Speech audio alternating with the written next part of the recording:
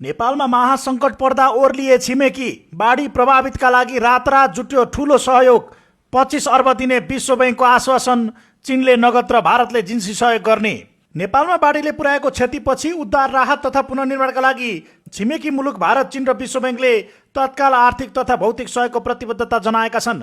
सरकारले आज बसेको मन्त्री परिषद बैठकबाट रसुवा, नुवाकोट र धादिङका बाढी प्रभावित पालिकाहरूलाई विपद सङ्कटग्रस्त क्षेत्र घोषणा गरेसँगै वैदेशिक सहयोग जुटाउने औपचारिक बाटो खुलेको हो।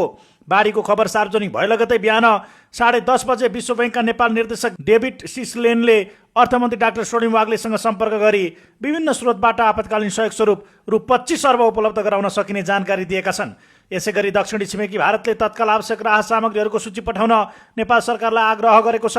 परराष्ट्र मन्त्री शिशिर खनालका अनुसार प्रधानमन्त्री तथा अर्थमन्त्रीसँगको समन्वयमा भारतीय सहयोग सामग्री आजै काठमाडौँ ल्याउने तयारी भइरहेको छ। छिमेकी चीनले पनि नेपाललाई तत्कालै नगद सहयोग उपलब्ध गराउने भएको छ।